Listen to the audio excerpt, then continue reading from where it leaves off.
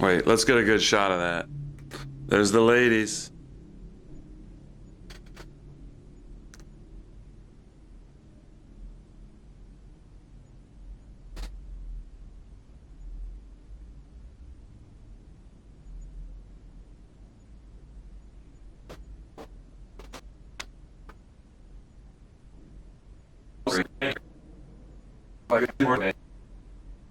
There she is. Hi. Can you see me? You can hear me. I can hear you. I can't see you yet. There we go. I just actually downloaded Zoom this morning. Hi. Okay. Hi. Nice to see you finally. Nice to see you. Absolutely. Thank you. Glad we got connected. If you're okay, where do I have here? Can I record the meeting on my end? What's that? Say that again? Pardon? Say that again? Do you mind if I record the meeting? Yes, no problem. Let me just put the camera in the tripod over here. And we'll get started. Did you want to do any chat before you pressed record? Or do we want to just get right into the documentation? Is there any questions that are sort of off limits that you would not like to discuss? No, I want you to be fully open with your questioning with me. I'll respond as I need to. I guess from what I understand, your piece is about the gangbangs, specifically in regards to the Team Canada 2018 trial, and then hockey culture in London in general. So, Yes. so the theme is a kind of around that gangbang situation with the Team Canada trial. Yeah, and just like your personal experience sort of in the OHL as well as the NHL and Okay. the culture kind of from all levels, if that's even applicable. Yeah, I mean, like I said, I've been open publicly for many years, talking very openly about lots of things. So I did want to actually mention to you a little bit about, I should probably talk about the Cancun story. It's something that I have talked about publicly, but I've talked like little pieces here and there. So I think that's something that I'll probably bring up. It was the championship celebration that the London... I've never heard of this before. Exactly, yeah. Not many people know about how it works. So Okay. there was a situation that happened, and I very much would like to talk about it publicly. So Okay, great. I'll let you get your camera set up, and then once that's ready to go, we'll press record on both of our ends. sounds great. How long do you plan on doing this, or how long do you plan on So I just recording? have- Recording, so I just have like the free Zoom trial, so it limits me to like 40 minutes, but I can always send you a new link, and then we could just keep going. But honestly, I'd like to respect your time, so if you have a time limit, I mean, we could do 40 minutes, and then maybe like we'll kind of reassess how we feel from there, if that's okay. Okay, yeah, I have no time limit, so it's really for you to get the content you feel you need. So Thank you. yeah, I got hours, and like I said, I'm somewhat of a professional at this. I'm more of a professional as a filmmaker than I ever was as a hockey player. It's just, Cool. so sounds great. Let me set this up. Cool. I have a little bit of a set for you. Presentation is everything. It's very good. Yes, presentation is everything. It's very good. Thank you.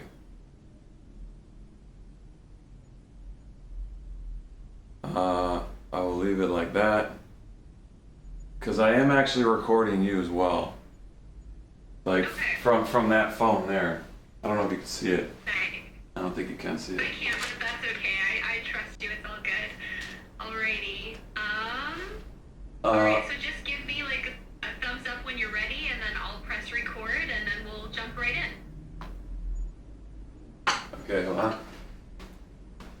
just check my lighting. Awesome.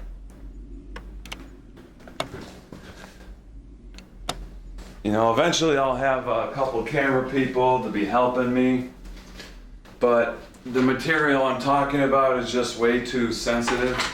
I never wanted to put anybody in harm's way because of what I'm talking about, so I'm kind of like a solo show until sometime this year.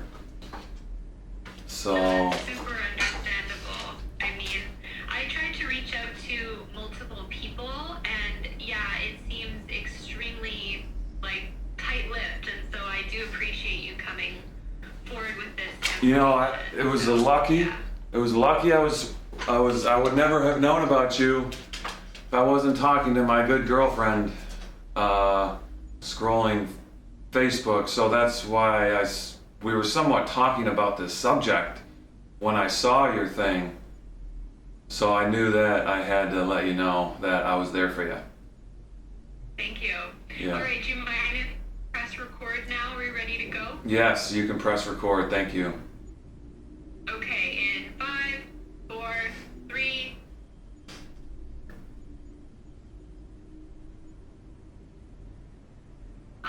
So hello, I am here with Drew Larman. He is an ex-OHL and NHL player. Thank you so much for joining me today. You have a lot of really interesting, intense stuff to say. You've lived quite a life. You're a professional filmmaker, as well as a yoga instructor, as well as a hockey player. So I really appreciate you joining me today. Absolutely. Thank you for doing this as well. Thank you. So I guess we'll kind of just jump into some basic stuff. So you grew up in the United States and you played hockey, and then you went to the OHL. Can you explain to me sort of how you ended up in London playing for the London Knights? Yes, my father is Canadian. Larman is a Canadian name. He grew up in Welland, Ontario. He met his love of his life in Buffalo. My mother, who is from New York City. So I grew up in Buffalo. I started with skates on my feet as young as 3 years old, doing the novice mini-mite stuff. I was playing AAA hockey as young as you can play. I have been involved in elite hockey circles since the youngest you could be. I played with Tim Horton and Jamie Tardif as young as 10 years old. At 11 years old, I moved to Detroit and played for Honey Baked AAA, as well as Little Caesars AAA. I was part of the first Michigan team to ever win the Quebec Pee Wee Championship when I was in grade 8, so I was 13 years old. We won the Quebec Championship. We beat Russia in the finals. So we brought it home for Pure Michigan. So I've had some experience winning the first championships before I got to London. So I was very well prepared. I had an older brother. He went the college route. He was 3 years older than me, 82 born. I'm born in 1985. So my dad being Canadian, I had a lot of Canadian guidance. I would visit Canada often for holidays. I never visited my parents' grandparents, or my mom's grandparents, or my mom's parents, but I would always visit my dad's parents, so I always considered myself an undercover Canadian in America. And then when I was 16 years old, I played for the Tecumseh Chiefs in the Western Junior B League for their inaugural season. I was Rookie of the Year. I played with Adam Nemeth, who was drafted by the Knights, and also Scott Lehman, who was also a young guy. And that was our inaugural season in Tecumseh. I drove over the border every day when September 11th happened. So it was scary because I thought I couldn't play hockey anymore. But needless to say, the border actually got better for me after a month. And out of that season, well, I didn't get drafted to the OHL the year before. I didn't have as much exposure in Canada. So one of the reasons for going to Tecumseh was I pretty much was going to try and go to the OHL at that point. Even though I could still go to college after that season, I was very committed to the Canadian game because it was the best route to the NHL. My dad definitely was my coach. He was definitely my coach growing up in the car, just like every parent is. And after the Tecumseh Chiefs season, I got drafted by the Sarnia Sting, Terry Doran, the general manager at the time. What's that? And that's kind of where stuff kind of started to go down, right? I saw the movie and I read your document. Thank you. And thank you for spending the time to pay attention to that. I spent a lot of work on that. It was not easy to bring that information to a timestamp, and I very much appreciate you taking a look at that. So then I got drafted in my second eligible year, which was the first year the OHL ever did the draft on the internet. So nobody could go to the draft at that point, and we were all drafted on the internet. And I was drafted 5th round. Terry Doran, Sarnia Sting, brought me in. Had a good camp, 2002 in September, and they started me right away, like with the team. I played 2.5 seasons with the Sarnia Sting. Well, 2 seasons and 10 games. 10 games in. I obviously played London 6 times a year. My first 2 seasons, we had a couple line brawls. I think we had 1 or 2 bench clearing brawls. So I was quite familiar with the Hunters already. They obviously knew who I was. I took face-offs against them. They couldn't beat me, so they said, hey, if you can't beat them, join them. So my 3rd year, they traded for me. And after my injury, the end of my rookie season, I never missed another game in the OHL. I got traded my 10th game into the season, my 3rd year, which was 2004, October. And then I never missed another game. Played the entire season with the Knights for the memorable 2005 Stanley Cup lockout, all the way to the end of the championship, and raised that cup for the city. Yeah, and I like living in London. I'm not from London, but it's quite a big deal. They call it like the dream team. It's that, and it's the 20-year anniversary this year. And so, you know, obviously it brings a lot of pride to the city, but as well, there's also sort of a lot of stuff going on in hockey culture and with the Knights. I don't know if you knew about this, but there was a young player at the Knights, I believe his name is Cameron Allen, who was recently charged with a DUI, driving under the influence, and he plays for the Knights, and there seems to be sort of like, as well as there's these positive aspects about the London Knights, there's sort of a lot of this sort of stuff that nobody wants to talk about. Like, I reached out to the Knights organization and was immediately sort of shut down, like could not film, could not contact anybody, was not allowed to do anything. And it seems strange for an organization that's really very much all about like wanting to, you know, be for the community. They don't want to necessarily reach out to the community when asked. Hey, don't feel bad. I didn't even get invited back to the reunion, so there's a lot of political stuff going on, and that's what I'm here for. I honestly commend you for your dedication to these subjects. This is not easy as an independent journalist starting out, and I want to make sure you know that it's not because of you. People that, you know, that may not respond to your messages. I hope that my face with your story can help open the door a little more, because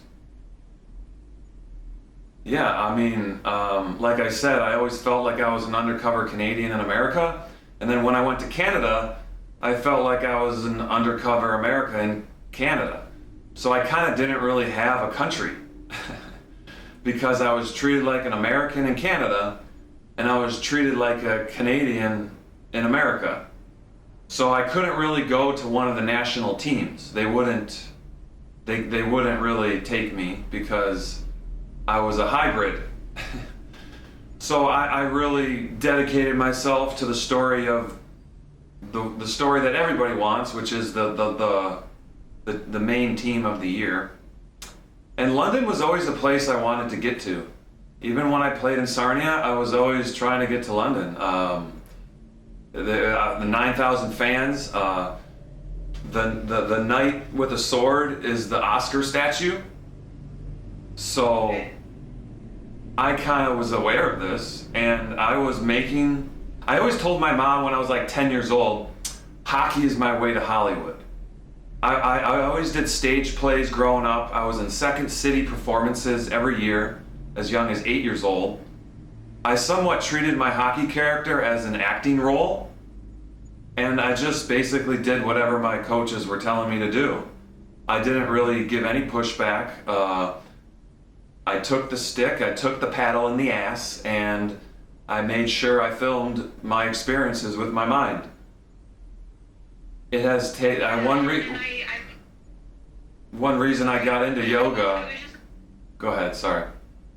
Oh, no, I'll just ask this quickly. I mean, within that document that you provided, and you were saying, like, just some of the abuses, and the coaches knew that this was going on?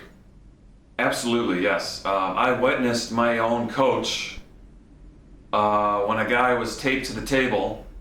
I was actually about to get up and fight the vets myself, and I was not a fighter because I knew if I started fighting them, it would cause a lot of attention, but I'm exactly not really trying to, get in trouble, so to speak.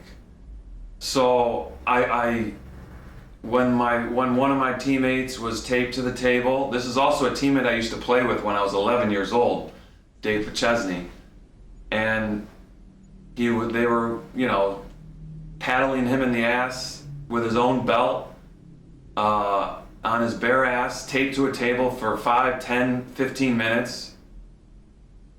I waited for the coach to walk through the room because I knew he was going to probably walk through. And luckily I didn't get up and fight the guys because the coach did walk through. But to my surprise, he actually joked, made a little smirk. Chris Newberry gave him a signal with the belt, and the coach came over, grabbed the belt, tapped him very lightly, and whispered in his ear, and then walked out of the room. So in my mind, I put that in my mind, and I made sure that I was dedicated to win that championship to tell that story. Because at that point, obviously the coaches know, and I can't go to my GM because I know the politics of the way the GMs and the coaches work, and I'm not a tattletale. I'm not a stool pigeon. I made sure I got the job done for the streets in London, and they know that. And I appreciate you giving me the space to tell that story because I wrote about that story in my document, and 15 reporters from all around the nation have read that document, and the only person that gave it somewhat of a report was the London Free Press, who owns the Sarnia Observer as well. So the Sarnia Observer is owned by the London Free Press, and they reported on that document the way that they wanted to report on it, which was fine. That's how they do their business.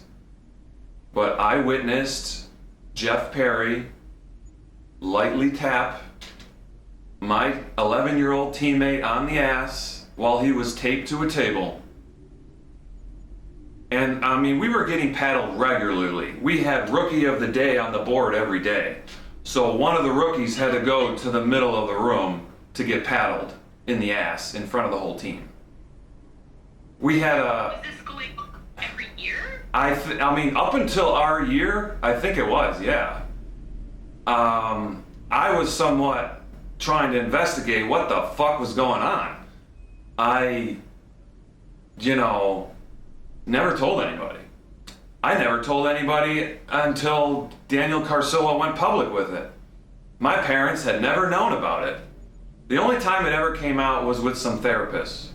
In 2017, 18, I went to a place in Arizona called Gentle Path, and I mentioned about it in my group therapy. That was the first time I ever even looked at it as being anything. I was somewhat joking about it. I was like, oh, this was cool. This is what had happened. I was like laughing about it.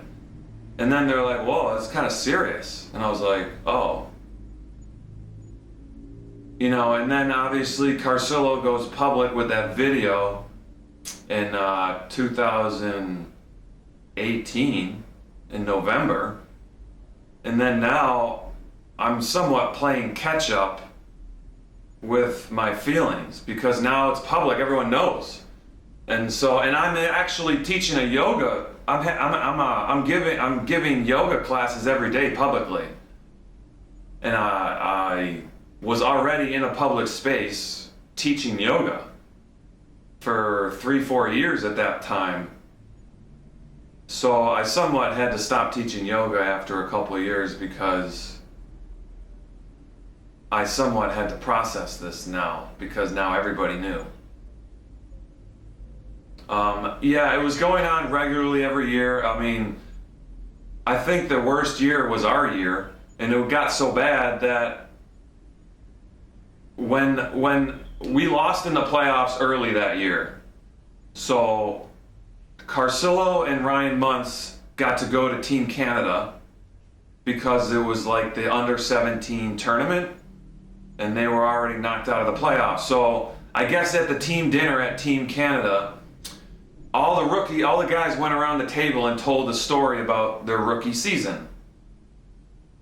So they're all pretty compartmentalized. And I guess when it got to Carcillo and Muntz, they told the paddling story to the group.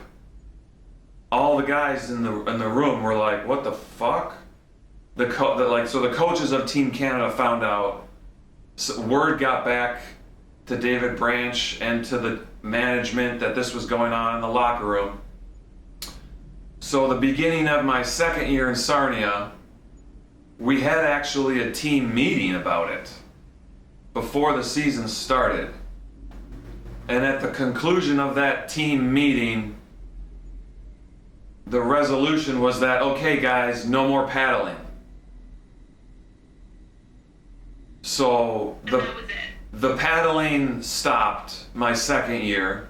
I was an assistant captain that year, and I made sure nobody got ever paddled in front of my eyes. That's what I knew as a rookie, that I knew I could change, is the next year I knew it was gonna change because I was gonna be still there. And to my own identity in the room, as a character, looking out for my teammates,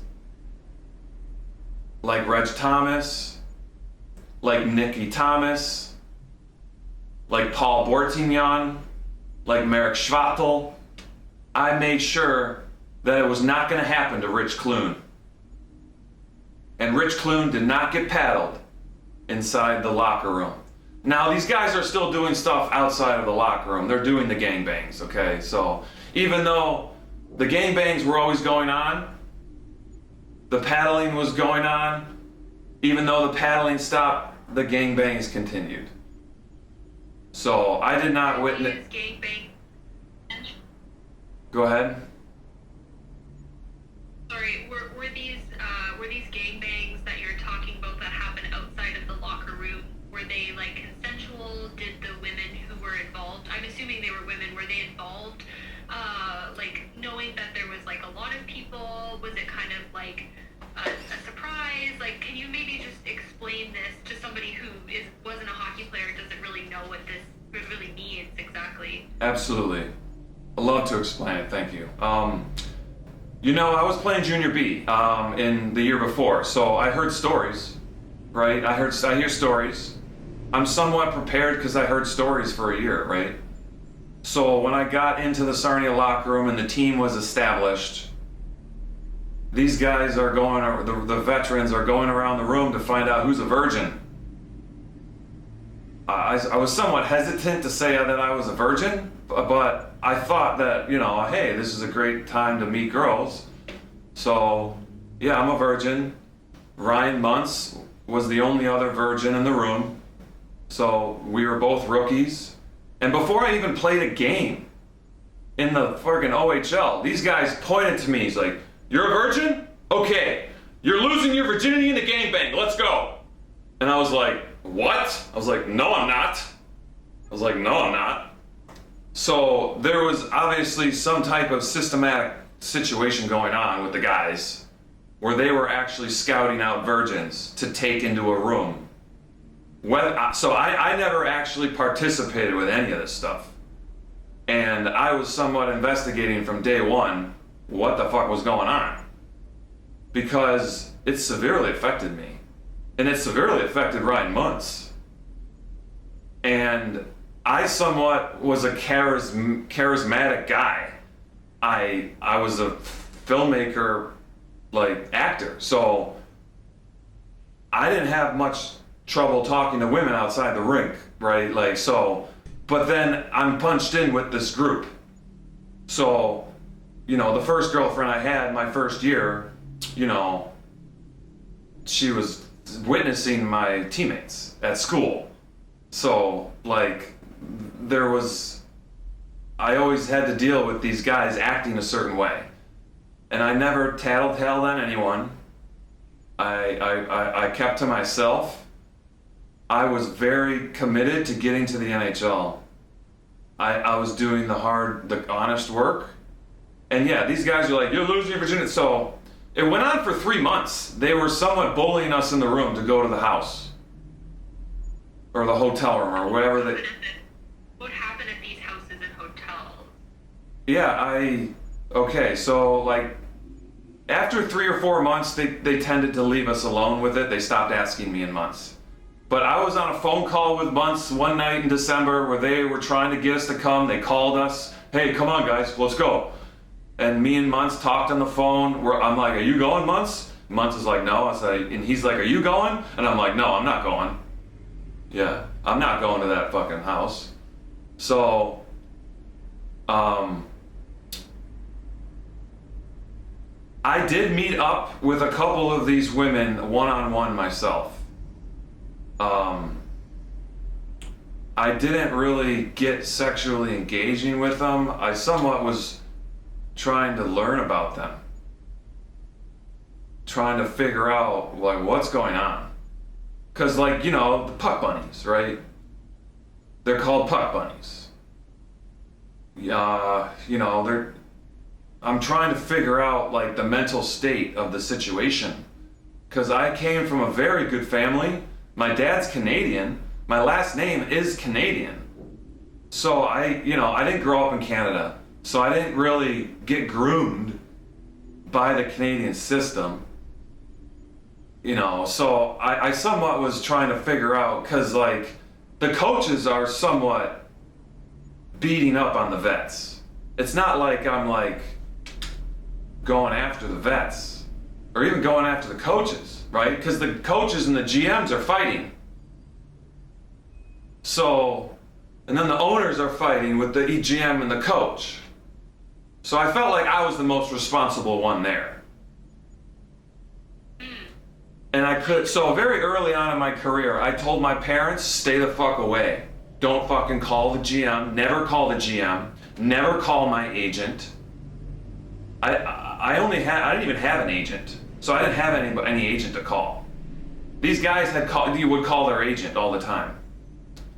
So one of the things I did was I took some of the good rookies and I kind of took them under my wing myself.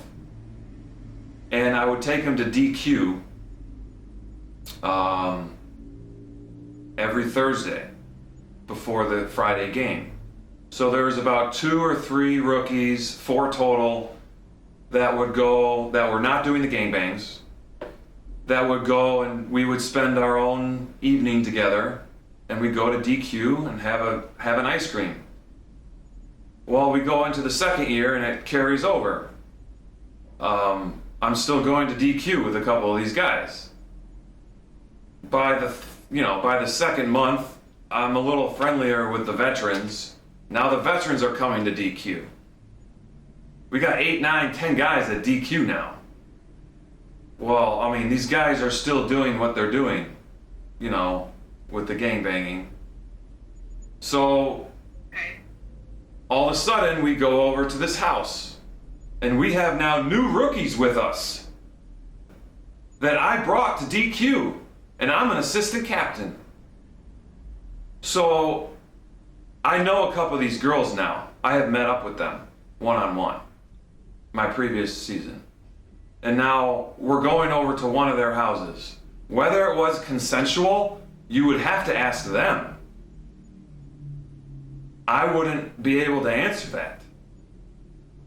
So we go into this house, and I pretty much already know what they're trying to do to the new rookies. At that point, Richard Clune is living with Carcillo. And they have the same agent.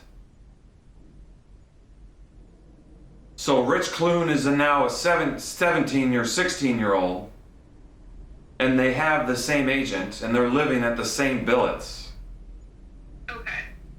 So I'm now at this house, and they're trying to ritualize Rich Clune.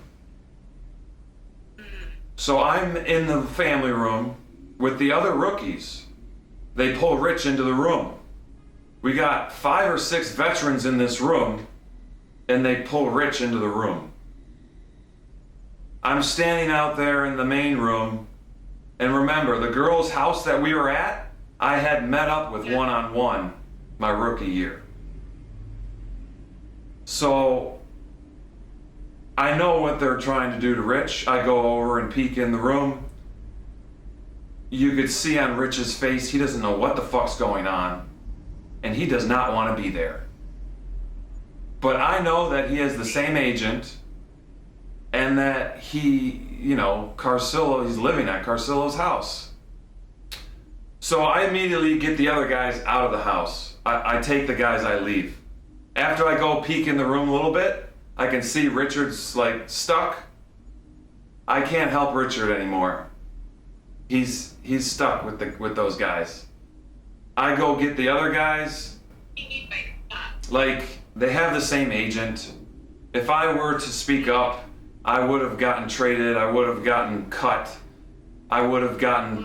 Yeah, if I would have spoke up about what happened at that house, I'm gone. I don't have a job. I don't have... Looks like you have unlimited minutes. Yeah, I just updated my account so we don't have to end the conversation. We can keep going. Yeah, it's a pretty good combo, huh? You don't get this kind of interview every day. No,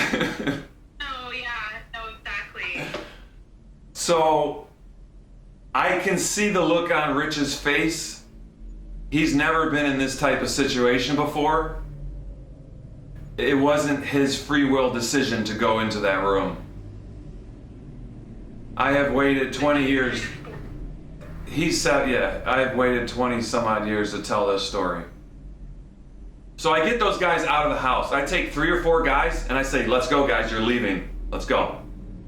I leave. I leave the house with those guys. There's 3 other rookies there in the family room. So I take them and I leave. I never see the guys again in any outside situation. I never even tell those guys I'm at DQ ever again.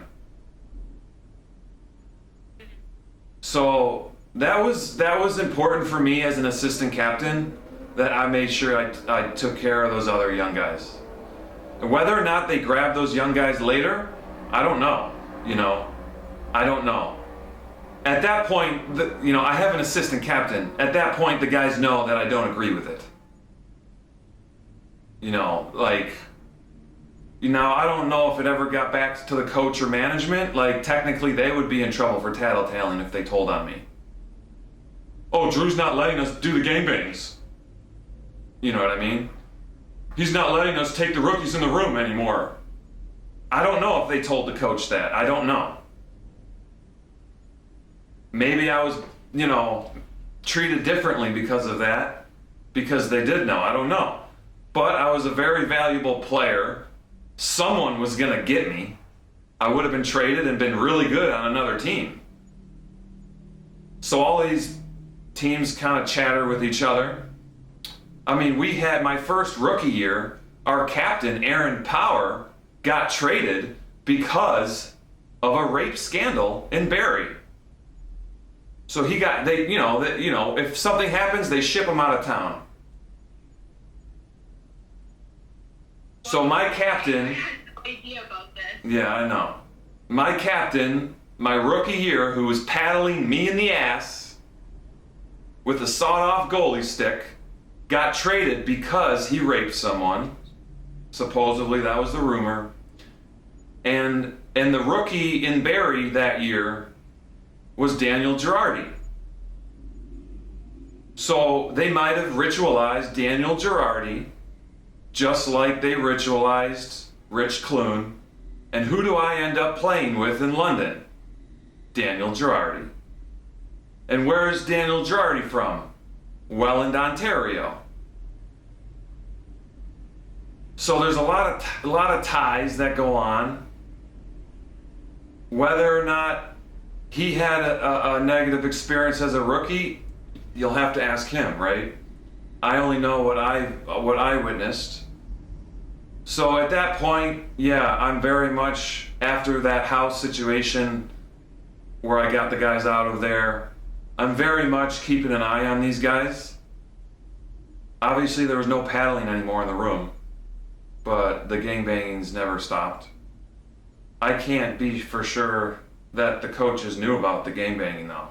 I don't know if they did or not. So, I think it's an agent thing. I think if the agents get a rookie on camera, he's gonna, have a better chance of getting drafted. Because they can control that asset. Okay, and nobody spoke up essentially because they all, everybody really wanted to go to the NHL, and if they spoke up, essentially what you're saying, their chances would just, that would be it for them. Yeah, I mean, Nicky Thomas is a perfect example. He's a player that I played with my rookie year in Sarnia, and he was not involved with the gangbang situations, yet he was getting paddled. And, they cut him the second year. He's gone. He doesn't have a voice anymore. He's Canadian. So he's not like me. He can't disappear into America and forget about hockey. So, you see, I know this. I'm fighting for those guys in my story. The guys that got cut, the guys who come to the team for 5 games, get beat up, and then have to leave.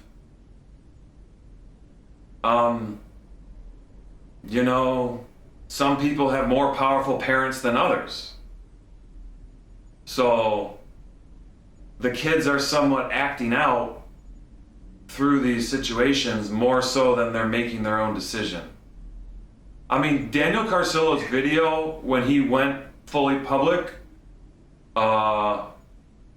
when he said, if you want to get to the NHL, you're not going to tell your parents, you're not going to complain, you're going to do whatever you need to do to get to the NHL. And we're talking 20 years ago, there's no social media, there's no phone, we're not all carrying phones around. So you don't have any real way to document. That's one reason why my rookie video was so important to me, because it was my way of documenting what was going on without totally tattletaling it's pretty much hockey culture. Everyone's doing it. Every rink, they're trading the guy when they get caught in some type of situation. They're not reprimanding him with the law. They're just getting rid of the person to another team. like, my coach was fired my second season. I had my GM come to my house the morning of a game, surprised me, started asking me questions about the year before. So asking me to tattletale, basically. Okay. And now I'm like, yo, I'm extremely uncomfortable. I don't feel comfortable talking about this right now. So then my GM left my house. I'm also at a billet family who has no fucking clue what goes on. They're in the stands watching, cheering, you know, thinking that everything's great. So I can't share any of the locker room stuff with my billets. This is one reason why I actually have my computer as my best friend. It was my way to document my political position without anybody knowing until I was ready to release it. So for the video, it wasn't like I just made a video for the heck of it. It was actually, we had to do it. As a rookie, you have to do something for the Christmas party. So in Sarnia, we have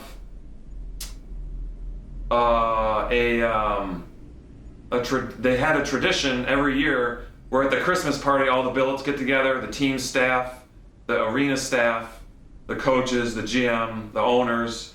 We have a Christmas gathering. We give out some awards. The radio guy is hosting. And usually every year, the rookies are required to do a skit. It's part of like the hazing, you know. You do a skit, you make fun of the vets, you know, you reenact things. Each rookie dresses up and acts like one of the vets.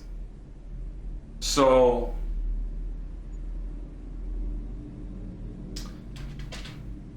I was already a filmmaker. I was already making films with my buddies. And these guys were not like stage performance guys, so it's kind of nervous to get in front of like 300 people, 200 people, and do a skit. Like, they're gonna mess up. It's not gonna go as planned. So I had my camera, I had my computer, I had my editing software, so I'm like, guys, let's just do a movie, right? It's easy for you, it's easy for me, it's easy for everybody, you just play it on the TVs. And it only takes us one day to film it, so that's what we did. We had a discussion about putting a paddle scene in the fucking video. We were thinking about it. We actually discussed it as rookies. And me as a producer actually said no. I said, we're not gonna put that in the video. You know, we knew good enough to know that wasn't like good. But yeah, we didn't put it in the rookie video. But obviously, you know, you can see him pulling his hair. That was actually a thing. We had a team meeting where Carcillo was upset with guys just keep pulling his hair all the time. You know, so then he's getting made fun of after the meeting. Oh, don't pull my hair, Carcillo, don't pull my hair. So, like, you know, this is just the culture of, like, being a tough guy. You know, getting through the OHL, you know, now you're in the NHL and you're even tougher. So this kind of just carries over into what happens off the ice with the girls. And if you're in one of these rooms together and a good guy like Muncie gets a girlfriend, the other guys are going to go try and dirty his plate. What does that mean? Like, they're going to go try and have sex with the girl he likes. They only go and try and have sex with her because he's dating her. And there was kind of a lot of this going on? Oh yeah, like 90% of all the guys are like maybe not. Yeah, I mean, 80% of the older guys are, you know, part of this situation. You know, I'm sure it's not as bad now, but the guys from my era are living in secrecy, which is not healthy. So that's one reason why I became a yoga teacher. I'm gonna bring yoga spaces, you know, to help process the secrecy of these events. I didn't just go teach yoga because I'm for the heck of it. I'm actually on a political plan with learning how to translate the information. So yeah, I mean, like, for instance, my captain in London was one of the clean guys, Daniel Savret. So immediately I get into the room, I know that he's not one of the gangbangers, okay?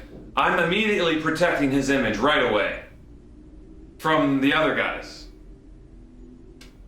I am doing this stealthily because as soon as he's talking to a girl in London he likes, the other guys are going to try and have sex with her. And this is London. This is now the cream of the crop. And this is why I had to pick my girlfriends that I picked and chose and asked to stand with me, because I was a certain character that I had to show the world that I was because of the woman that I'm choosing. So, you know, it's difficult for these guys to know how it works when they didn't come from Sarnia. You know, because the Sarnia and the culture in Sarnia was basically the cream of the gangbang crop. We were known as the gangbang capital of the league. Oh, wow. Yeah. All the guys from my era all know, hey, if you don't do this, rookie, you're going to get it like Sarnia. If you talk to other guys in Guelph or Kitchener or Plymouth or Brampton, they would use, you know, they're doing hazing to the rookies. Hey, if you don't do this hazing, you don't get it half as bad as the guys in Sarnia. So they're using Sarnia's image as if it's the worst of it all, so that the rookie does what they need him to do at that point in the other team.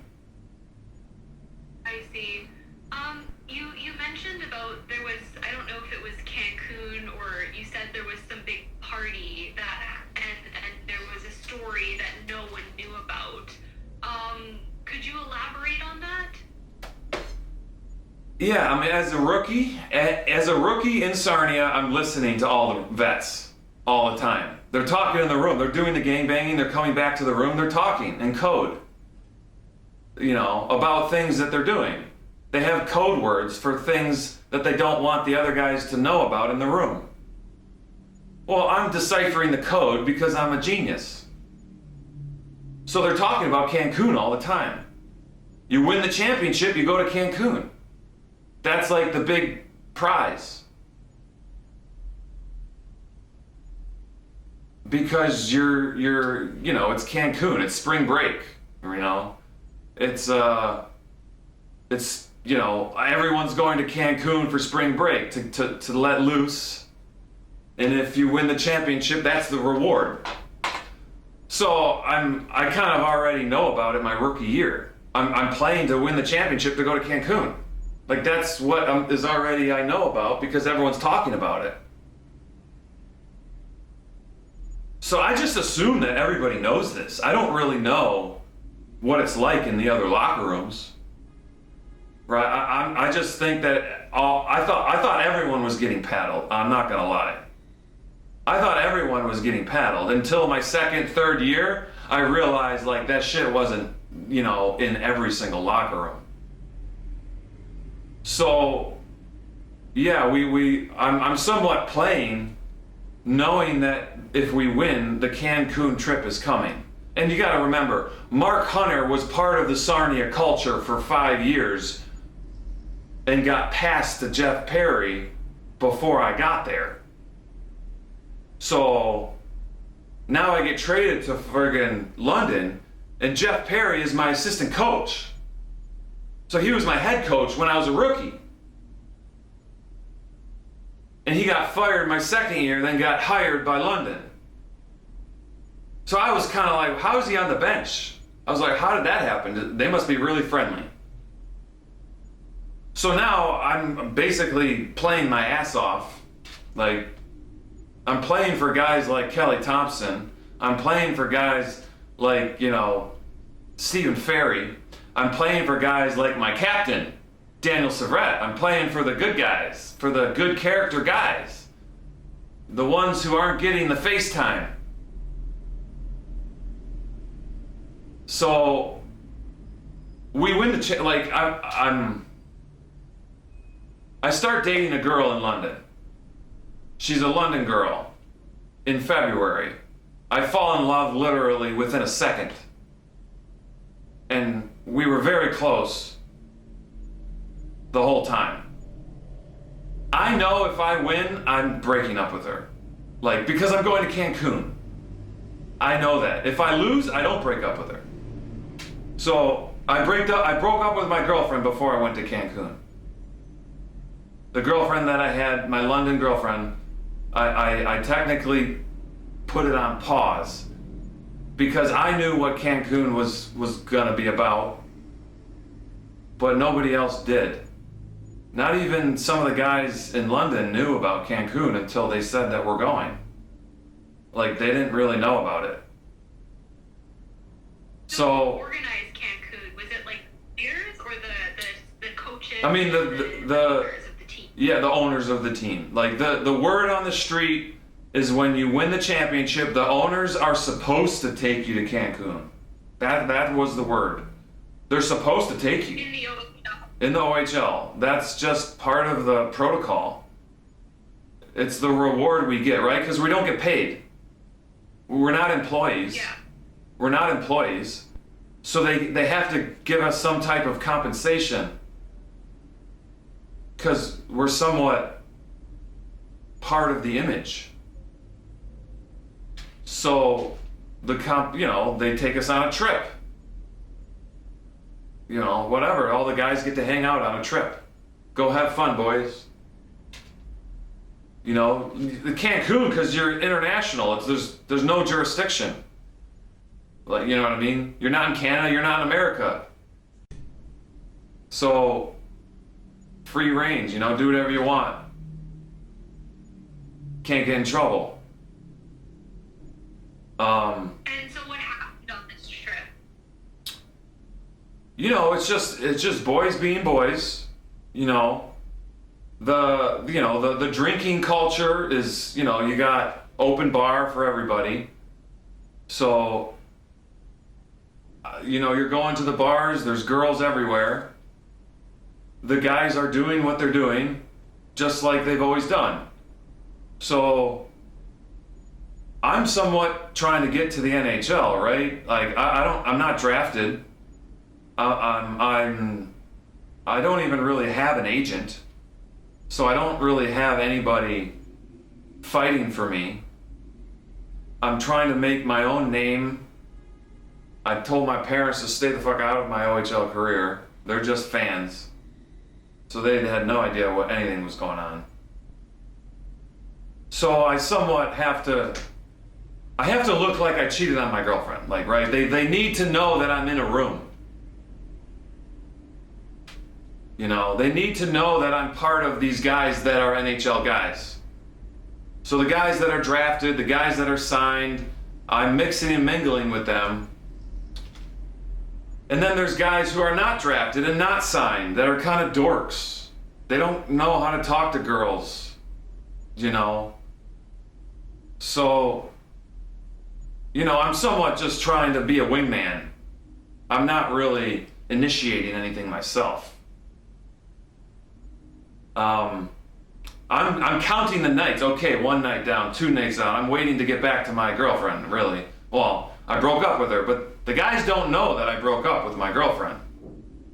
So they think that I have a girlfriend, right? So I'm playing this perception game because I kind of know how it works. I need to get to the NHL to get money for my girlfriend. So if I'm gonna let her know how this works, I need to take care of my business first before I totally give her the secret. So the second to last night, you know,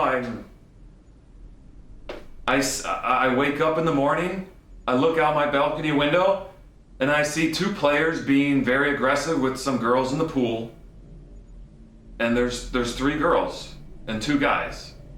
I've never seen these girls in the hotel yet. Remember, I'm always watching out. I'm always watching out my whole career. I'm watching out for the girls. I'm protecting the girls my whole career, right? Going back to that second year when I got the rookies out of that house. I'm always looking out for the girls. I'm meeting the Puck Bunnies one-on-one. You know, to figure out like where their mental state is at. Nobody would meet the Puck Bunnies one-on-one, yo. You know, you don't meet these girls one-on-one. The girls that are involved in this stuff, like, so I obviously can see two of the NHL guys are being aggressive. I can see it from my balcony. I don't know who the three girls are yet. I've never seen them in the hotel yet. You see everyone in the hotel, you're walking around all day. You know if there's good-looking girls walking around. So I go down there. I go down. Now I'm 3. Now it's 3 and 3. These girls are American girls from high school that just graduated. Great. I'm somewhat now looking after them. I tell the girls right away, hey, if any of these guys get aggressive, make sure you let me know. Oh, okay, Drew, thank you. We just met you. We love you. Thank you. You know, because I'm not really like trying to do anything with the girls. I'm somewhat just there. Later that night,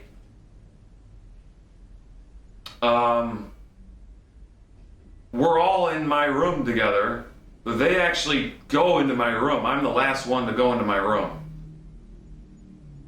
We have an experience. Like I take pictures and everything. The girls are open to taking pictures with me. So there's 2 other guys and me with the 3 girls. They're very open with me and we take pictures, everything. Everything's totally great. We have a great night. The next day is our last night. Because the beer was so bad, the coaches want to get Bud Light. They want to order some Bud Light because the Mexican beer was terrible. So they want to get all the guys together and drink on the last night with some Bud Lights.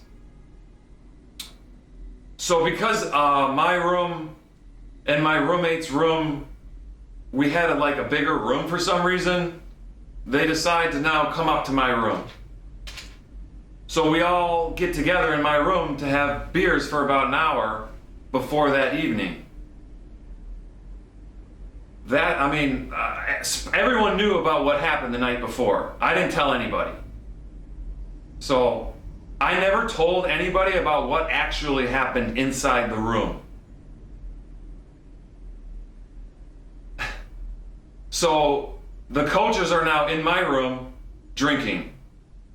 And I did not invite them into my room. Okay. So now after that, we break up and we go down to the bar in the lobby, which is a public bar in a public lobby. I still think that I don't know that anybody has talked to these women. I'm now in the lobby in the bar. One of the girls that we were, communicating with comes and finds me. So I go and I walk up and I'm standing in the lobby where everyone, like 7, 8, 9 players can see me. And a lot of young guys are witnessing this.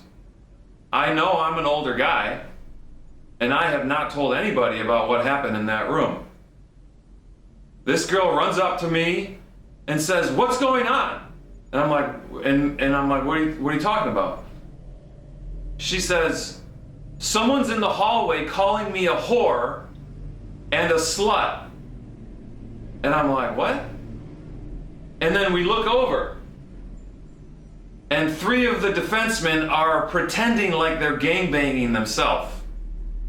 So one player was on the coffee table like this, one player was behind him going like this, and then the other player was like in front of his head going like this. So they're reenacting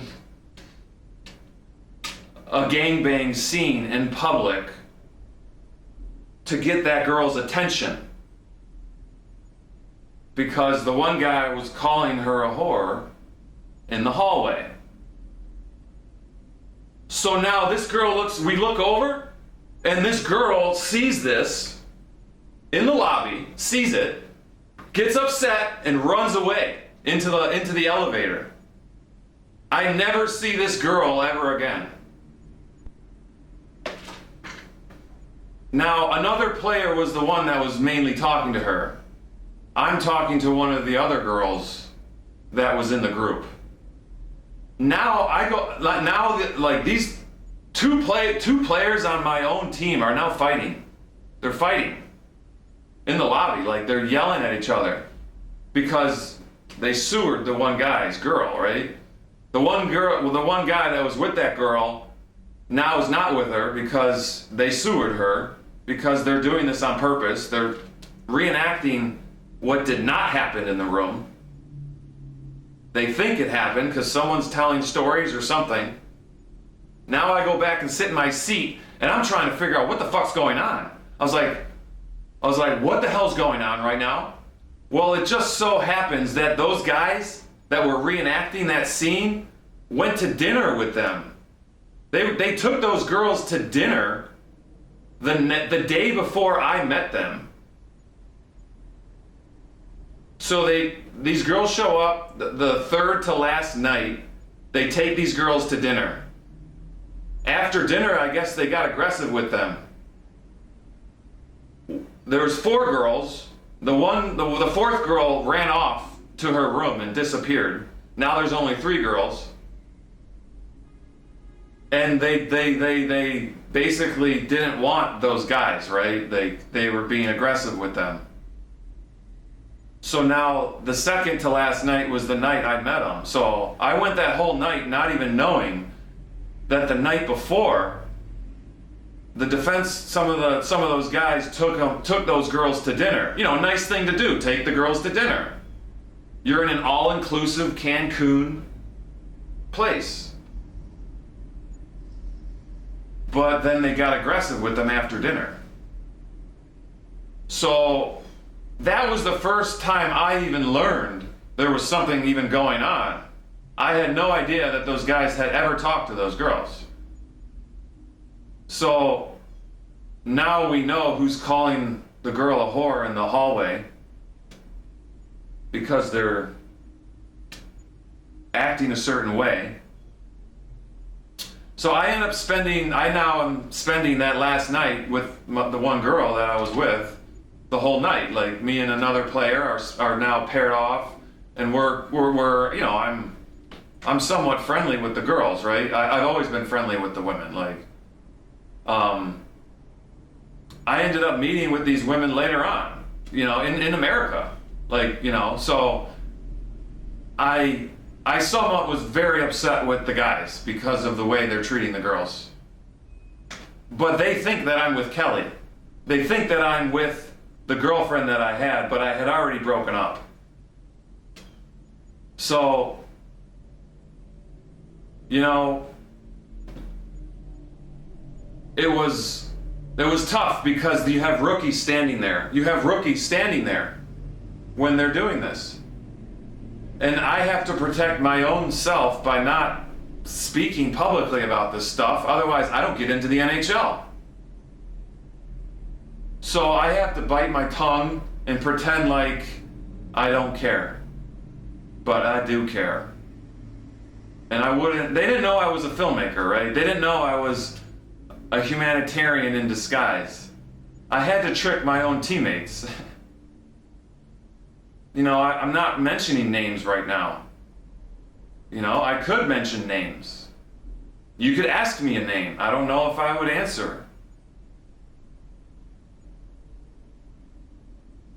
So now we go back. Now we leave. We go back to London. You know, I don't know what kind of aggression happened on that third to last night. I don't. I didn't really discuss it. I didn't find out. I know that one girl disappeared into her room. I know that what I witnessed in the lobby in a public space, what these guys were doing. And they know that they can't get in trouble. The management doesn't care. They're laughing about it. They don't care. So I have to protect myself because I want a family.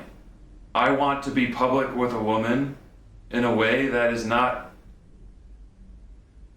hiding.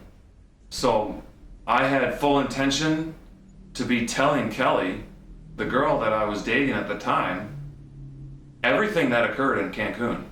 I broke up with her before Cancun so that I could tell her about Cancun when it was over. That's why I did it.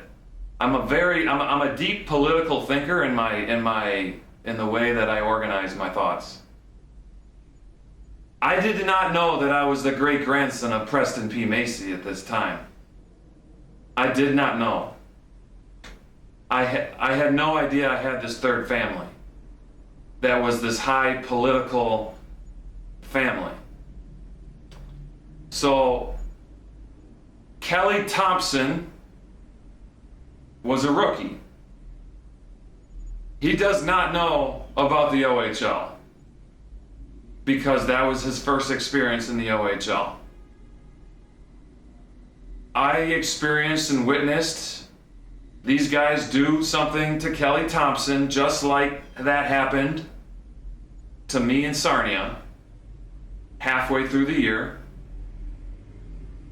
And my objective in Cancun was trying to reverse the ritual for Kelly Thomson so that he could get the story and he could have the power of knowing what happened inside that room. So I only told the story to Kelly Thomson of what really happened because I wanted him on the street to know that they could not ritualize him. And I mean, obviously the guys in the room know what happened. And they heard me tell the story to Kelly in front of them. So they know who they are. And I'm still even protecting them from the adults. So you're very important in this story because you're doing legit work. You're doing legit work. You're from Winnipeg, which is where my grandmother's from. My Canadian grandmother is born and raised in Winnipeg, so I know that this is part of, the connections. And I don't want to sugarcoat any of my stories. So Kelly Thomson, it just so happens the girl I met is also named Kelly. And I fell in love with her before I even knew what her name was. I met her on a Monday night at Molly Bloom's. I'm sure you know that bar. So I was there with Dan Fritchie, the game-winning goal, and we kissed on our first night we met. So now I witnessed Kelly Thomson get ritualized in a room as a rookie in some form that they wanted to ritualize him, and I made sure that he had the power of the Cancun story. So, those guys know who they are with what they did in the lobby and what they did with taking those girls to dinner and then being aggressive. There's no jurisdiction for this. You know what I mean? You can't call anybody. The girls can't call anybody. I can't call anybody. This is what I knew about the game and how I had to bury this until I was ready to be open publicly about it. So I'm going back to London to now meet up with my love of my life, Kelly. I'm with Kelly Thomson and his friends at Jack's Bar, and Kelly is coming to the bar with her friends. Remember, I know what happened already with Kelly Thomson in like January, February. There was a camera involved with that situation, and it was at a billet's house. And the guys watched this video in the locker room a week later, and the event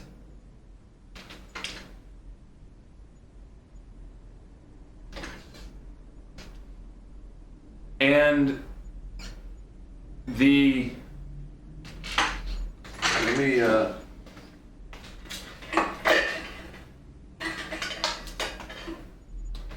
just want to plug this in. Don't worry.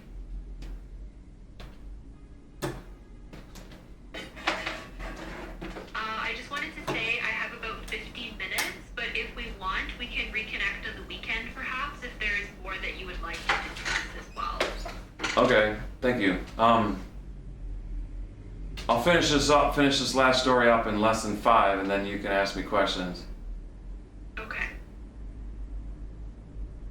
There was a camera involved with that situation with Kelly Thomson as a rookie in the room with other players at a billet's house.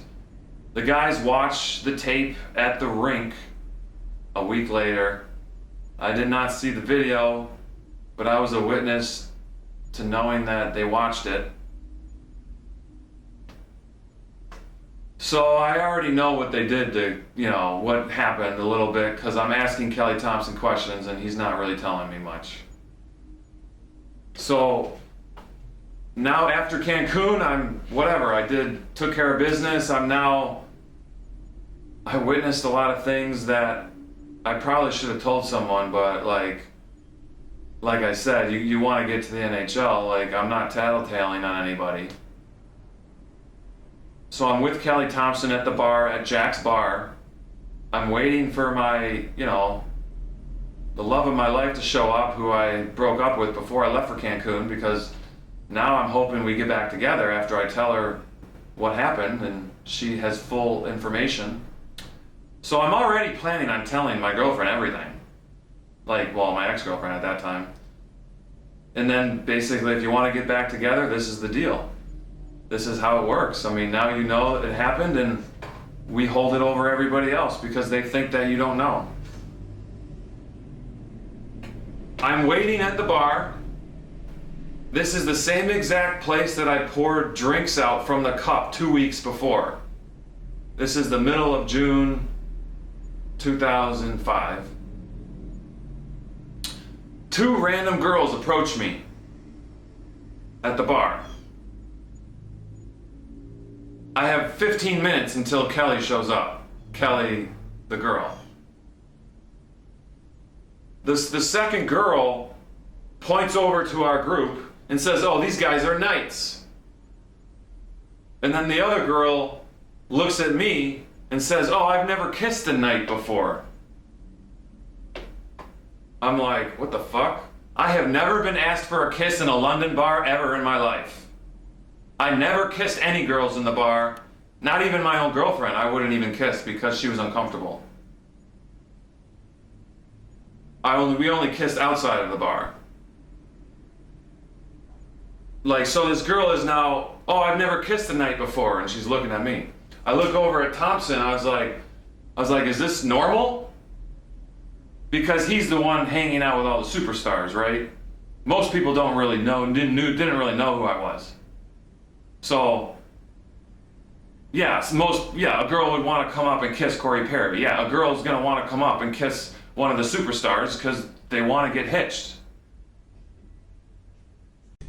So I look over at Thomson, I'm like, "Is this normal?" And he says, "I'm not doing it." So I'm like, okay. Now remember, me and Kelly, my girlfriend, she thinks that we broke up. She actually had a conversation where she told me, if you kiss somebody in London, make sure nobody sees. So we had this agreement already. So I go into a corner with this girl, you know, I basically get her away from the bar because I don't want her standing around the bar when Kelly shows up with her friends. They're like, anybody could stand there and say whatever they wanted about me. I'm a knight. I'm a symbol. I'm not Drew Larman. I'm a symbol of a face. So I go into a corner and kiss this girl for like 5 seconds. Not even 10 seconds. Now I'm going to meet with my girlfriend, or my ex-girlfriend, right? So I'm going to meet up with her because I know she's coming into the bar in 5 minutes. When I go downstairs, she runs up to me all upset. And she goes, "Drew, are you kissing someone upstairs?" And I said, "What?" "No, I wasn't." Because I'm like, how the heck did she see me? And she goes, "Yes, you were. Someone just showed me on a phone camera." So some guy recorded me kissing this girl. Now this guy holds up the phone and waves it in Kelly Thompson's face. "I got the night, I got the night, I got the night." And starts taunting him. And now Kelly runs to the back of the bar where all the college kids are, and this guy walks to the back of the bar with the phone. So while I was kissing this girl, he filmed me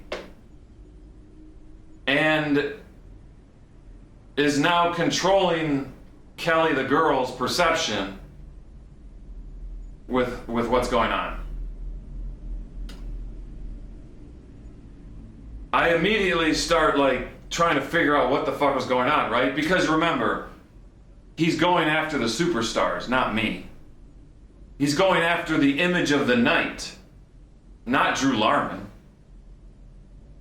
The knight is dating. Now all of these people went to high school together, in middle school. Kelly and Kelly went to middle school together. And the guy that filmed me also went to middle school with them.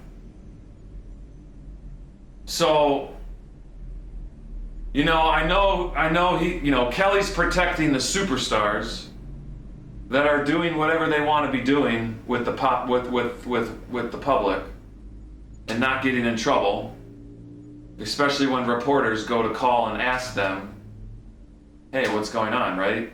"Oh, we don't talk to reporters." So I lost my lover. But hey, if love is really powerful, then you let it go, right? So I actually went back to my ex-girlfriend after that. I was dating a girl from Sarnia that was living in London at the time. Her name was Amanda. And after that Jack's event, I tried to talk to Kelly that night to tell her about how it was just some random girl that never kissed the night before.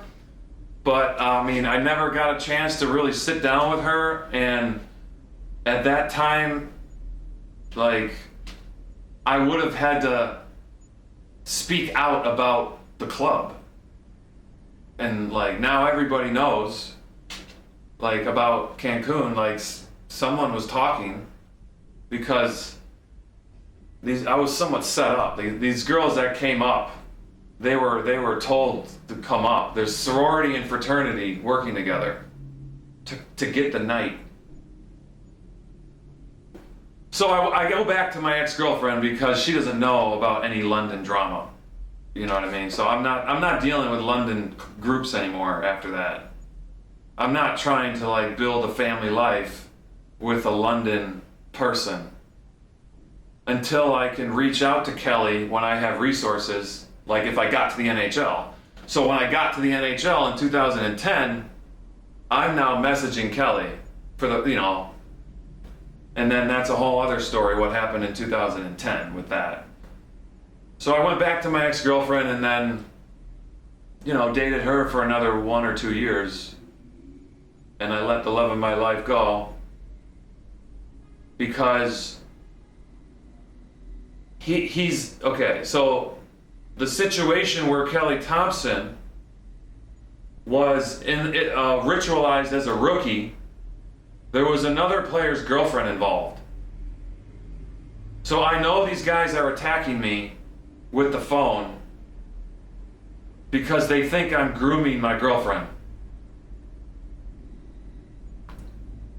Remember the story of the Steelheads? The girl was dating the guy for 6 months.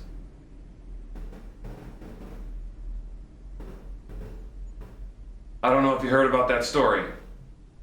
I haven't. I just wanted to say I do have to wrap up, but I really would like to continue this conversation. Could we maybe schedule a time on the weekend if you're available?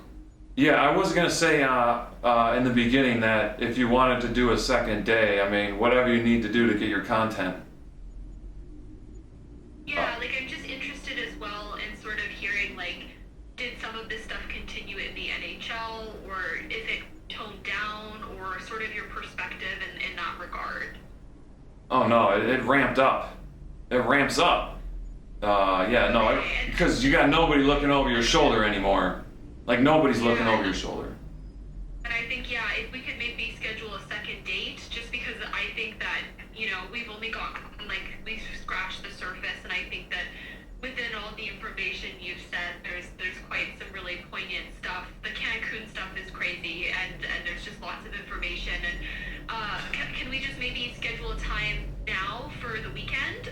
Do you have what's your availability maybe on Saturday? You know, mornings are always the best for me. You know, as early as 9 or 10 a.m. you could start, but we can do 11, whatever. Let's do 10 a.m. maybe Saturday. That would be perfect. Yeah, 10 a.m. Saturday is great. And thank you so much for this like first or part one, and yeah. I'm looking forward to maybe hearing more about this part two and what you've described as the ramping up. That would be really helpful for somebody who has no idea about hockey culture. So I appreciate that. Yeah, for sure. Yeah, like I said, I'm an open book for you. If you want to ask me questions before that meeting to get deeper clarity, go ahead. And I mean, that was pretty much the end of that, what I wanted to say with that, because they think that I'm grooming the girls, right? Yeah, so check out that Steelheads, the Mississauga Steelheads, Anne Marie. So there was a report that came out in November. Yes, I read that. Yeah. So you know about that? Well, only from the news. But it's the same situations that, right? They're trying to bring me as a rookie into the room. And the 19-year-old is making the 17-year-old, 16-year-old do it. So the 19-year-old is responsible for grooming the girls because the agent needs to know that guy was it's kind of like an agent thing. The agents give the GMs the thumbs up at a bar. Oh yeah, he's good. You can draft him now. Because I also have that story with Jordan Smith, who broke my jaw. Yeah, you mentioned that in your report. Yeah. So like, he's going after me because I'm not doing the gangbangs. He's somewhat targeting me to take. He's somewhat targeting me to take me out of the league. And I know that. So I have to be tough to protect myself from these guys that would want to fight me. So I would absolutely, recommend taking a breather, letting your mind digest. I kind of laid it out there for you, But this has been 20 years. I've never had anybody ask me any questions. Well, I will be back on Saturday to ask even more. Yeah, and yeah, I'm an open book for you as long as you need it. Thank you. Well, thank you so much, Drew. I'm gonna have to run, but we'll be in contact. I will send you the Zoom link for Saturday. And thank you for your courage to this subject matter. This is not easy, and I'm making sure that I give you the material you need to protect yourself with the story. But definitely check out the Anne Marie story if you don't know much about it. Yeah, I've read a bit about it, but it just seems like there's a lot of Anne Marie situations kind of scattered in the OHL, it seems like. Yes, I plan on organizing them myself and giving a larger voice to everybody as time rolls out. So thank you very much. Thank you. All right. But have a good rest of the day, and yes, we'll catch up on Saturday. Thank you. This is very healing for me. I want you to know, being able to express myself like this. Well, I'm very glad. Thank you. All right. Have a great day. Okay. All right. Bye-bye. Bye.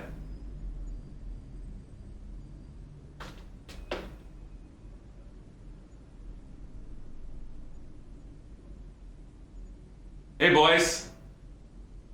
It's your general here. How you doing? So now that her little interview's over and I'm not on record with her anymore, I'm gonna talk to my own record. And I don't have to worry about where this content might end up. You guys like that? You like that, lobby Cancun gangbangers? Oh yeah, they let you in the club there, Mr. Girardi. You had to fucking play in the East Coast for a couple years first, huh? Yeah, I fucking looked out for all you guys, even the fucking gangbangers.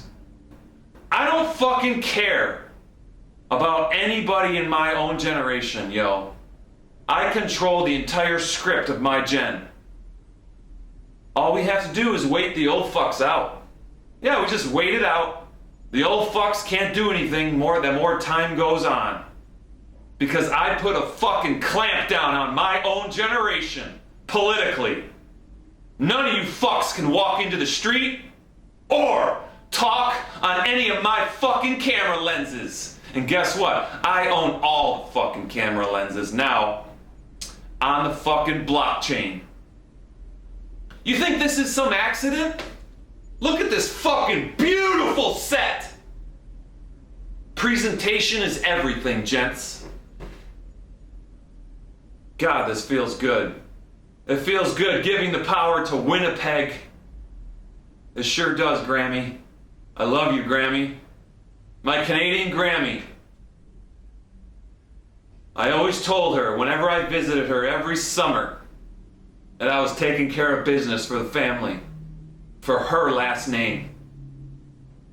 No fucking way I'm gonna let them dirty her last name. She was a Montreal Canadian diehard. And my grampy, a Toronto Maple Leafs diehard. And this is the product of them. The combined grandson speaking for the woman. You guys sent me on this path with your actions. I was a witness to some pretty crazy shit. And not only a witness, also a victim. But you're lucky I found my spiritual self where I don't victimize myself in my healing. So Mom, Dad, it's time for you to also learn. Learn about yourself. Consciousness.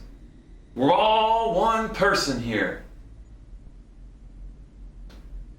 And there's a new fucking courtroom in town.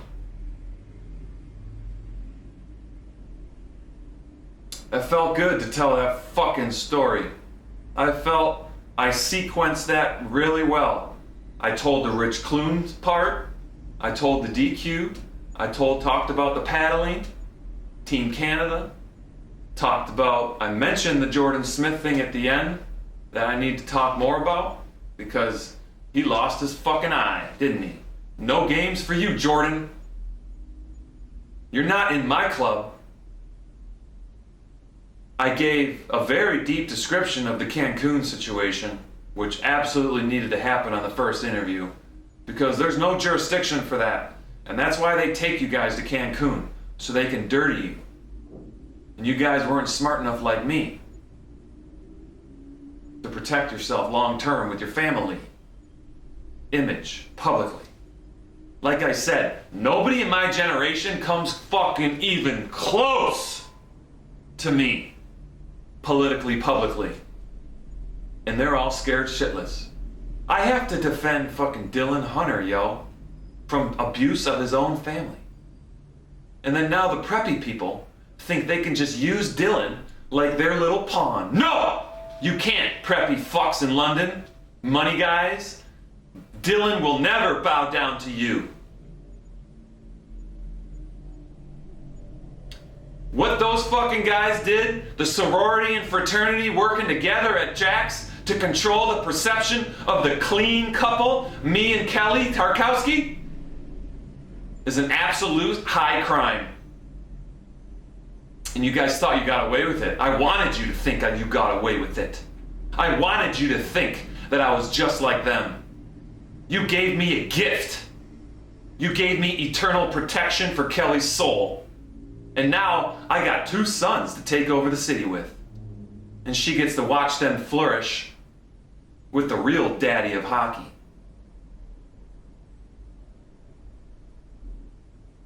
I'm having fucking DeJaVu. Happy fucking New Year's Eve, or happy fucking New Year's Day. Spring, March 20th, 2025. Here today, right now. You saw it all. You could see my fucking lighting on my face. You can see how fucking good I am at this shit. I'm gonna keep fucking talking till that fucking camera goes off. Did you hear what she said in the beginning? She fucking called the London Knights. She tried to get some type of contact. Nothing. Nope. Do you know that this Fraternity guy, this guy that's in the fucking Team Canada trial, he played for London. He was on the fucking bench when I walked out with my video camera waving to the people on Team of the Century night. He was on the fucking bench. And there's the fucking truth. Making fucking waves. You know, London, you never would have had that fucking dream season if I wasn't taking care of business in that fucking locker room. And all you did is kill your own fucking rookie, yo. That's your fucking world rep. You killed your rookie. And now he's speaking through me. Try it, Crypto. Try it.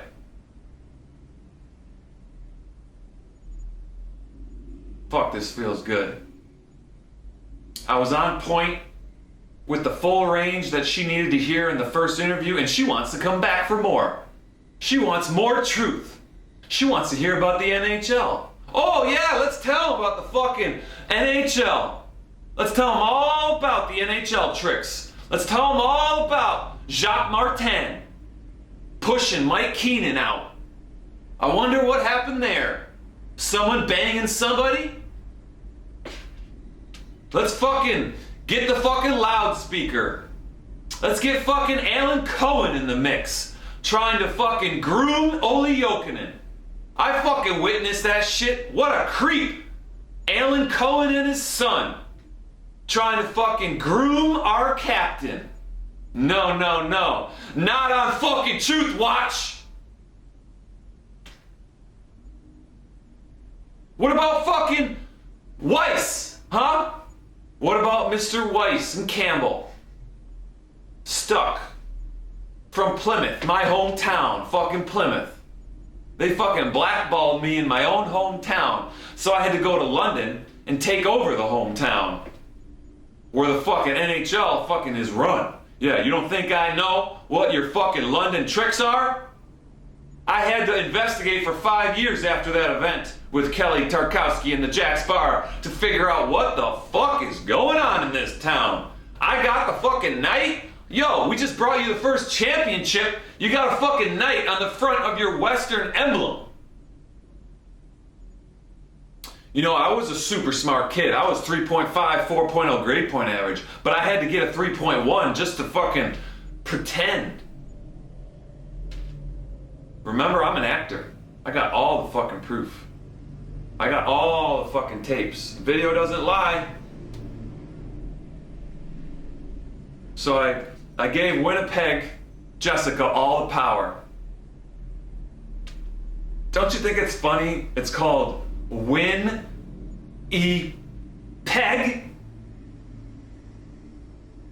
Like, all Canada is a giant mafia. You think fucking Donald Trump is a mafia? Oh my God, Canada's a fucking mafia. And they just getting truth. And you're lucky I'm Canadian. Because I know how to fix it. Even for you gangbangers who are sitting in a fucking house going, oh shit, I can't get in front of the camera. I don't know, I'm too scared. Yeah, that fucking camera's gonna start following you.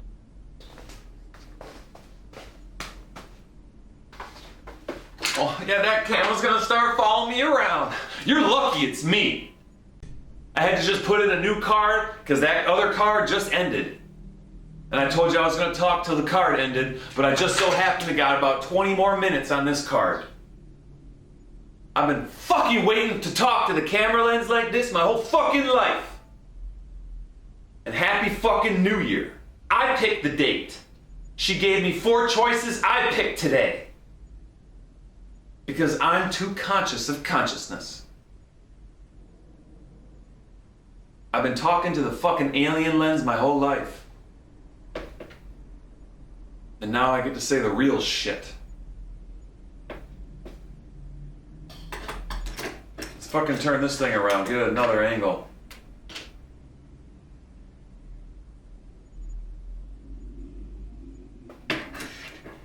Just for the heck of it. Just because I can. Let's actually fucking film myself on this too. Look, there's my girls, Kelly and Amanda. My lovers for life. My best friend and my lover.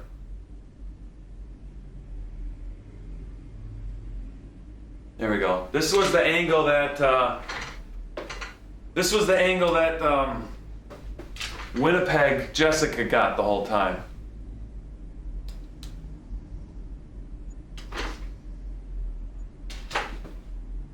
That's a pretty good angle. I like that. I got the skull, I got the 3 pyramids, got the crystal, got the chief, got my fucking London nightstick, got the sword, and action! Let's turn that fucking thing around so I could see. Yep, Mom and Dad, how you doing? My parents have never heard these stories either, okay? This is the first time anybody's heard these stories out loud. I have only kept them in my head and typed them. Maybe did a couple clips here and there to confuse everybody.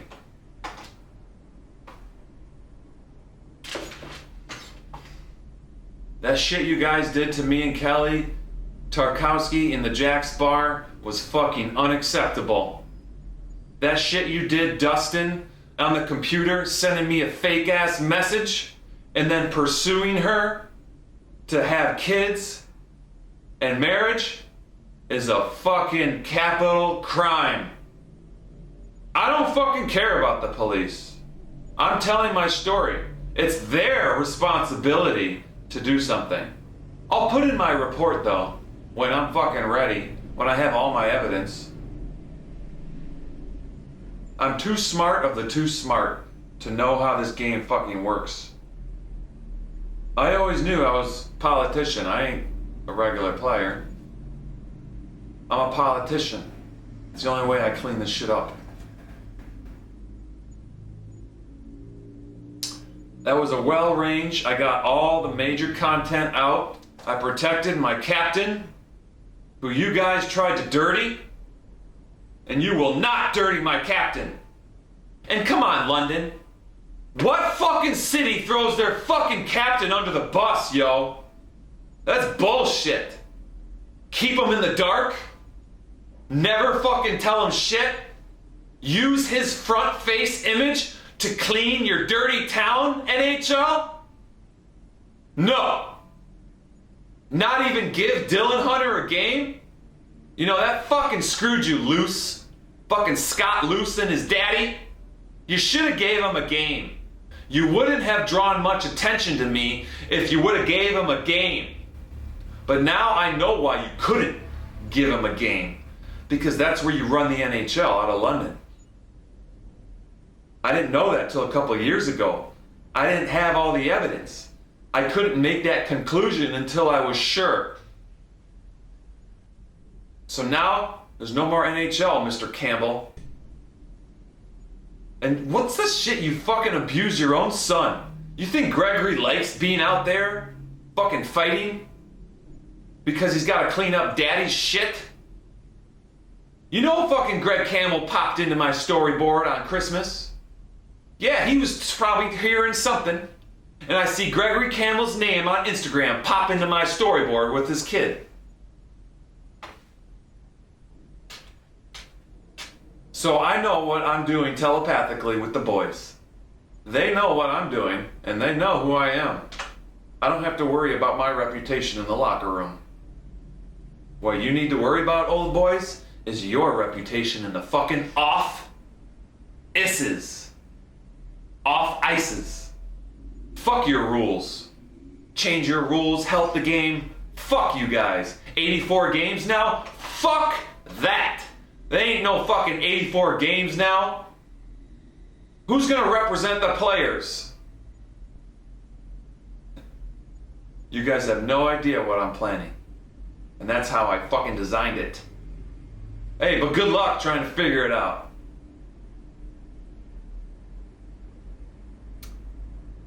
This is fun. I like the setup. I've always visualized the setup when it was ready, but I've never actually set it up this way. And now here we are. How do you like it? You like the setup? I think the setup's pretty good. Nobody's got a setup like me.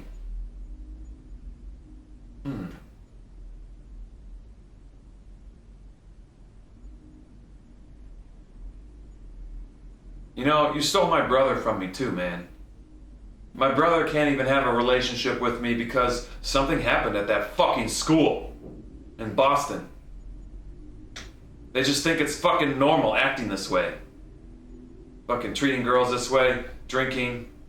Oh yeah, this is what you're supposed to do. No, it's not. You don't do that shit. Fucking aliens do that shit. Humans do not do that.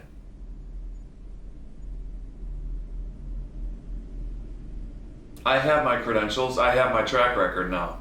I can roll it out appropriately. I did a full range there. Talked about the Clooney, the DQ, the other rookies. Talked about the team Canada at the end of the rookie year, which absolutely got the information to branch about, and we had the team meeting. Now we can't do the paddling. Gangbangs continue. Coach gets fired. I talked about the GM coming to my house. It just so happens the last game, that was London. We played London that day.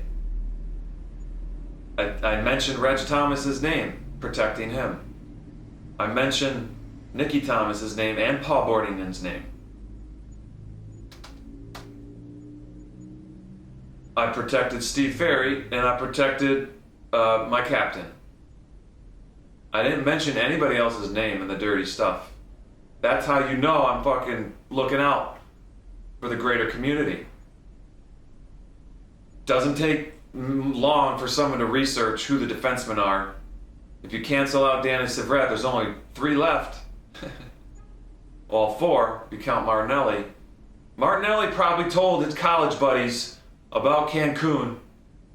That's why these guys plan an attack against me, because they're getting the information from Martinelli. I know that. I know that it was Martinelli, most likely. And I'm flushing him out, because that's bullshit. You got infighting happening in the city. Who knows how deep this fucking thing goes in London, yo? And I am not letting the love of my life get stuck for eternity in a fucking shithole. Your city isn't even that good, yo. You're a shithole. You got fucking homeless people all over the place doing drugs, because that's how the preppy people make money. And you got Toronto people coming to live in fucking London to fucking let off steam. No. We're gonna kick those fucking Toronto people right the fuck out of London and build in a wall. An energetic wall, not a physical wall. Fucking bullshit physical wall, Trump. London's gonna be a fucking happy place to come to now. We're gonna have fucking hundreds of yoga studios. We're gonna have a league designated to humanitarian initiatives. And you're lucky that I've done the work myself so that I could bring you this platform. Everyone knows how bad the fucking locker room is shit. The locker room shit is within the guys. You think you want your sons to go through it? No. I have to come in at precisely the right time in order to capture that emotion. This is what a good filmmaker knows, when to come on stage. I was brought on stage by Winnipeg Jessica. I'm not just making my own video. I have to see her reactions to the information in order to how to continue talking. I'm not just fucking talking to nobody. I'm actually reading her body language as I fucking present the information. There isn't one other thing I could have mentioned that would have stamped my first interview. I talked about the Kelly Thomson initiation with the video. I did not mention it was a dildo, which is even fucking worse. It's not even a real dick. They know that it was a guy's girlfriend. I mentioned the Anne Marie. That's why the guys are attacking me at the bar. Because they think I'm 5 months in. They think I'm going to do that with Kelly that summer. I know that. I know that's why they're attacking me. But they don't know that I broke up with her before Cancun. So how could I be grooming her if I already broke up with her? You guys are fucking done. Because you did not know me and Kelly had this agreement. And I knew nobody knew. And that's how I protected myself. My woman was my agent. And nobody knew that I had Amanda. So they thought I would have been all alone in the city. And all of a sudden, Amanda's standing next to me. And she knows a lot of that dirty shit before she even met me. So she knows I was not one of those guys. I didn't have to worry about what Amanda thought of me. She missed me. She loved me. But I could not put Amanda in danger publicly because I was already on this plan. I was legitimately love at first sight with Kelly Tarkowski within 5 seconds. Who is that? I've never seen that girl in London before. I need to talk to her. It was like something, like a spiritual presence came over me. I was super shy talking to attractive women. But when I made the connection with her, it was like, I knew exactly what to do. I knew exactly how to treat her, and I knew exactly how to hold space so she could have a platform for her story. And she somewhat used me at the end of the day, right? She walked away from me.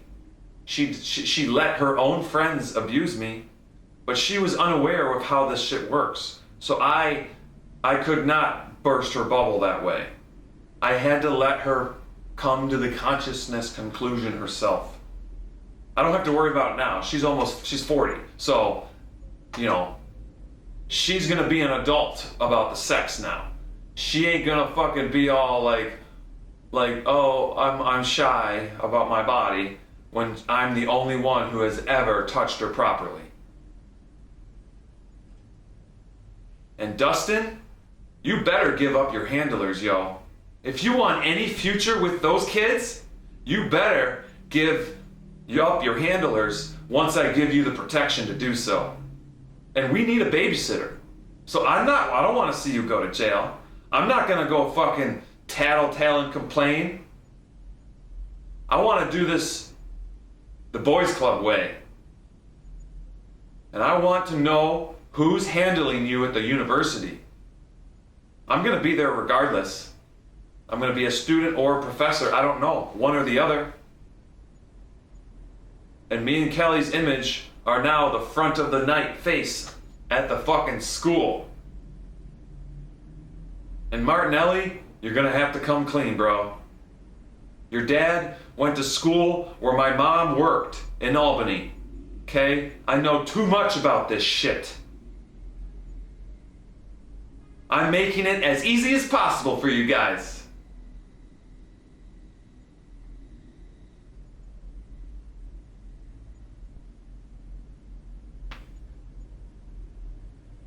I sacrificed my own family life to make sure you guys can heal your families.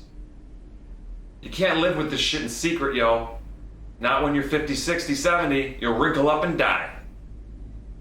I found the secret of the fountain of youth, and I'm here to present it to the world. And I'm damn well sure I will get through to Kelly with my story. This woman is a senior at Western doing her thesis, independent piece. I can't just blow the lid off the thing. She has to take her time with the information.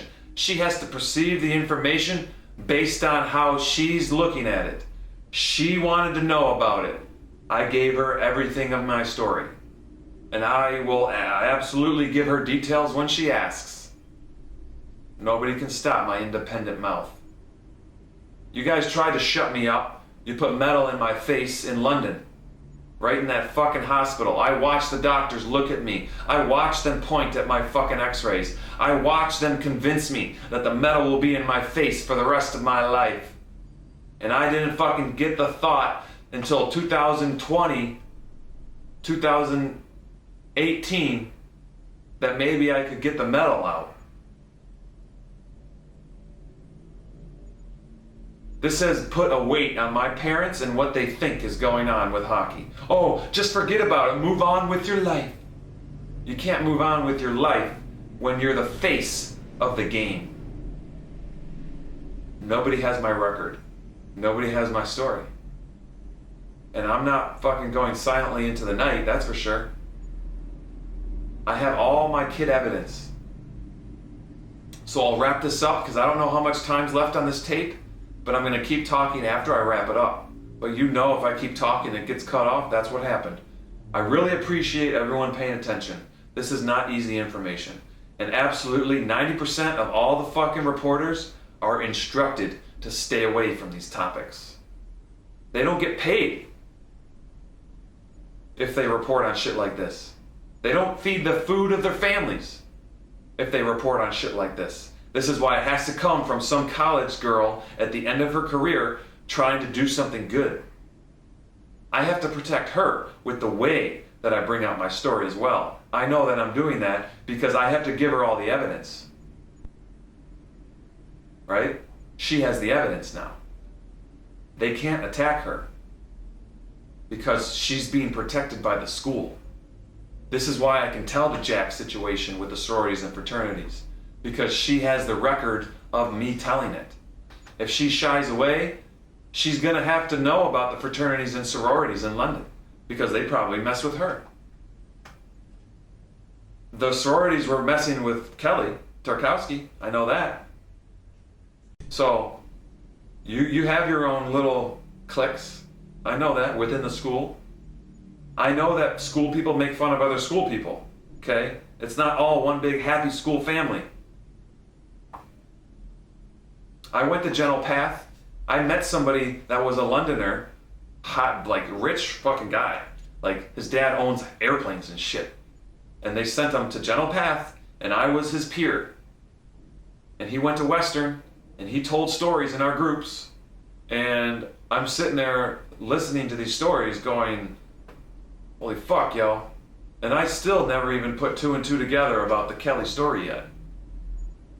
But now I can think back on all those memories 7 years ago and really realize that I was there for him, as well as he was there for me. We're all part of consciousness.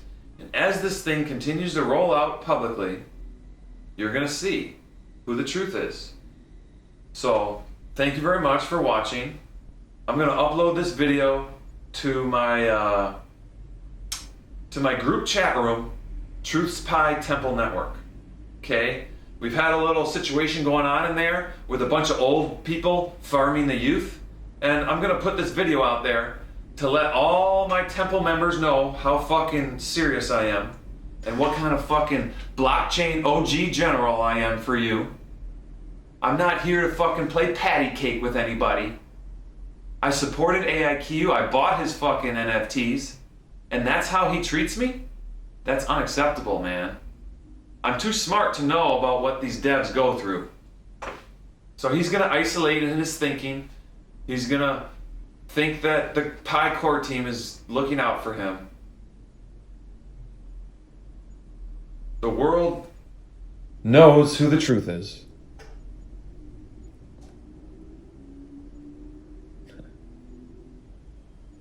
Card full. Card full. So that's the end. But you're still going. So the world knows who the truth is. And thank you for your time. What a great morning recording for Spring New Year. Congratulations, everybody. Job well done. I really nailed the Cancun story, got through to the situation. And that wasn't easy to bring out, but it has to come out a certain way. I wanted to protect the names. I don't want her writing names of other guys because I don't want it to look like I'm actually attacking the names. I'm attacking the system. Okay? And I'm defending the names. Okay? So that's very clear. Especially now, because I'm very making it clear to you. So you can't ridicule me with my story, because my story is my story. My own agent tried to dirty me, yo. And I had to fire his ass. I'm too good at the too good.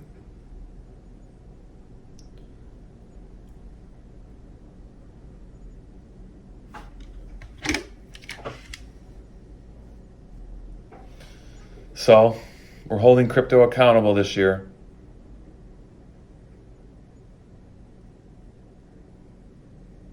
Feeling pretty good about that interview. I don't think it could have won any better. I got all my points crossed that I wanted to make sure I got out. The only thing next is to talk about Drew Larman's cell phone. And Kelly Thomson ridiculing me in the room for a laugh, and I gave him a pass because he's the rookie, right? I'm here to change the story. So I love you guys. I always have. Y'all know it. I love all you women that don't know what's going on behind your backs with all the guys. I love you all. And as far as crypto, the camera lens, well, I love you too, but your time is up.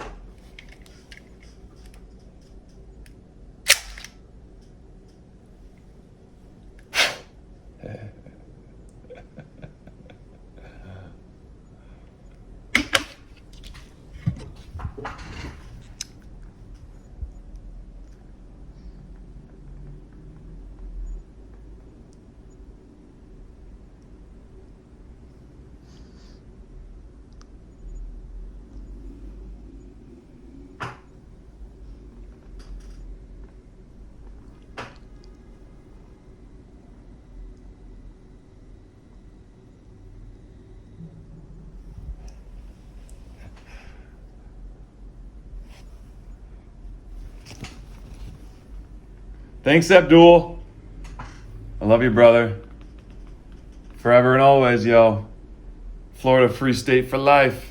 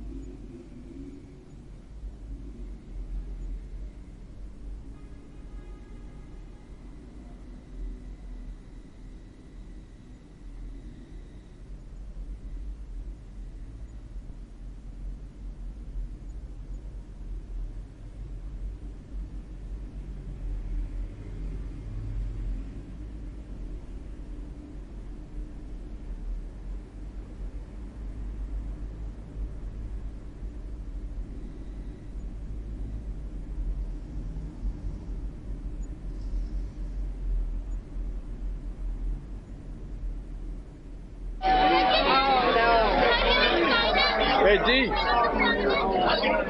Drew, you want me to do it like I used to do when you were a mini mic? Sure. It smells great, by the way. Hey, D. You got something to say to the camera? I'm cup. That's it, hey? That's it. I could think of something better than that. Man, look at him do those games. Woo! That's pretty quick.